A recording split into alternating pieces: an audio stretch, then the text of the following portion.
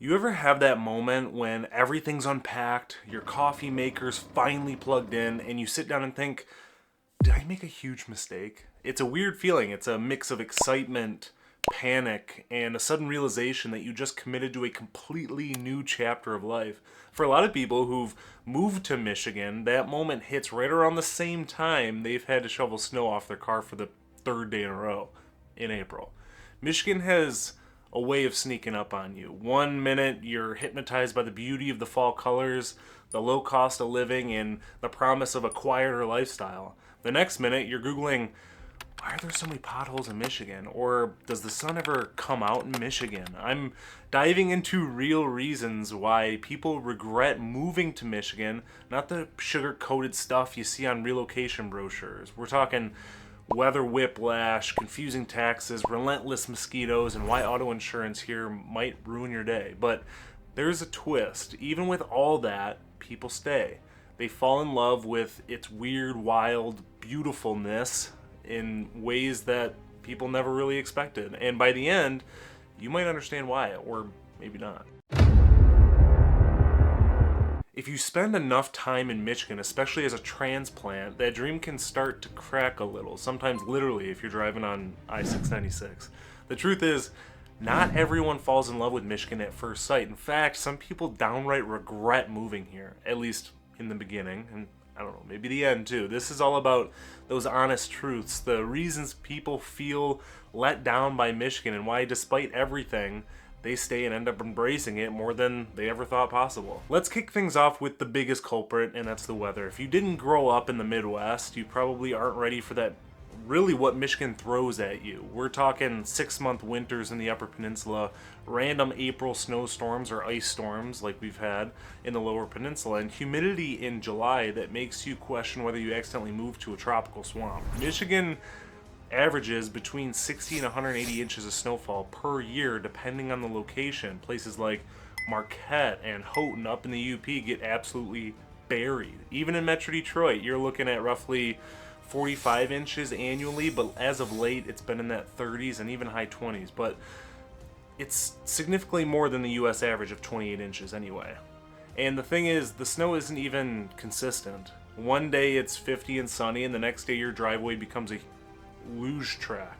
The lake effect snow is a Michigan trademark caused by cold air sweeping over the warmer Great Lakes, and it can dump inches of snow in hours almost with no warning whatsoever. It's part of what makes Michigan winters unpredictable and tough to love, especially for newcomers used to more temperate climates. But it's not just the snow. Michigan ranks as the cloudiest state in the Midwest, with some areas like Grand Rapids seeing sunshine only about 43% of the year, according to NOAA data. That lack of sunlight hits hard, and seasonal affective disorder, SAD, is no joke. For many newcomers, this adjustment is rough. You think, I didn't know Michigan came in grayscale. Next on the regret list, the roads. It's a running joke that Michigan has two seasons, winter and construction, but in reality that's not too far off. According to the American Society of Civil Engineers, 41% of Michigan roads are in poor condition, and drivers spend an average of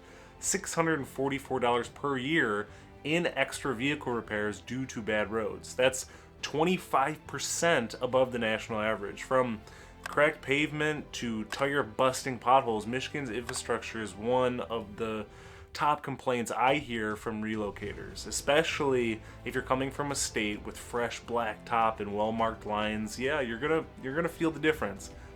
Let's move on to auto insurance though, because oh boy, welcome to one of the most confusing and expensive systems in the country. Michigan used to have the highest car insurance rates in the US, largely due to our unique no-fault system, which included unlimited lifetime medical benefits for accident victims, while reform in 2020 helped bring those costs down a little bit. We're still high up there though. In 2024, the average annual premium for full coverage in Michigan was about $2,690 compared to the national average of $1,582, which is crazy. If you live in Detroit, try more like $5,500 annually. That's Yeah, it's a whole thing. Then there's property taxes. Michigan state property tax isn't outrageous, but where it gets you is at the local level. For example, the effective property tax rate in Wayne County is about 2.62%, while Oakland County sits around 1.93%.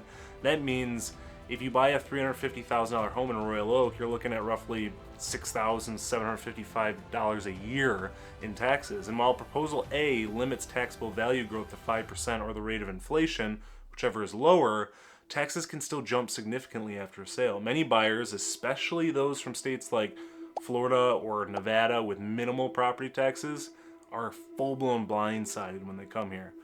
Speaking of costs, utility bills can be another adjustment too. According to the U.S. Energy Formation Administration, Michigan has some of the highest average monthly utility bills in the Midwest, especially for heating.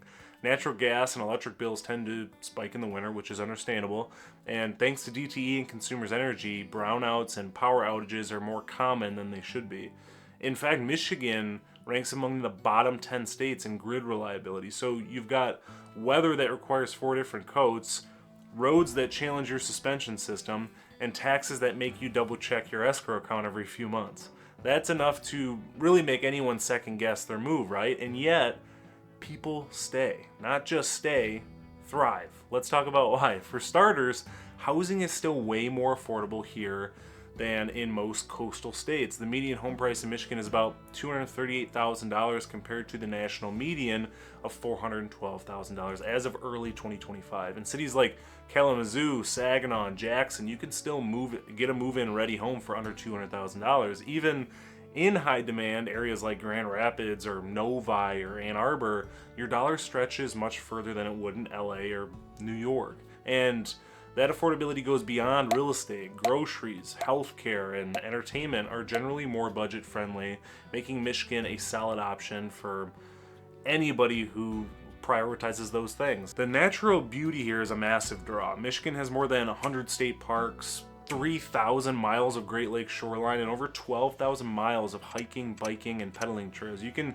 be in a thriving downtown area one minute and standing at the edge of Lake Michigan's Sleeping Bear Dunes in the next. And if you haven't seen fall in northern Michigan, let me just say this. It looks like someone turned the saturation all the way up on the trees. It's unreal, and perhaps most importantly, there's the community aspect I want to talk about too. Michiganders are proud, friendly, and resilient. You'll find block parties, cider mills, high school football games, ice festivals, and farmers markets in just about every town. People here shovel each other's driveways, lend jumper cables without hesitation, and wave when you drive past, even if they don't know you. It's called the Michigan Wave. We also have deep culture and events year-round, from Art Prize in Grand Rapids and the Ann Arbor Film Festival to the Mackinac Island Lilac Festival and the Detroit Auto Show. There's always something happening, and don't sleep on the food scene either. Detroit-style pizza, coney dogs, pasties, cherries, and the magic that is Traverse City wines and all the tours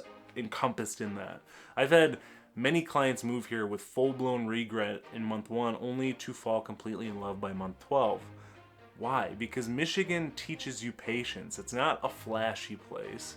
It's not warm and sunny every single day, but it grows on you. It's kind of a place that humbles you and hugs you at the exact same time. And when you finally figure out your go-to cider mill, your favorite beach, and your unofficial favorite mire, it starts to feel like home here. So yeah, there are things that frustrate people when they first move to Michigan, but there's also something grounding about this place too. Something real, and in a world full of noise and filters, that's pretty refreshing. All right, so what about you? Have you regretted moving somewhere or anywhere in Michigan, or were there things you thought you'd hate but ended up loving? And if you already live in Michigan, what's something you wish you had known before you moved? Drop it in the comments below. I'd love to hear all your experiences.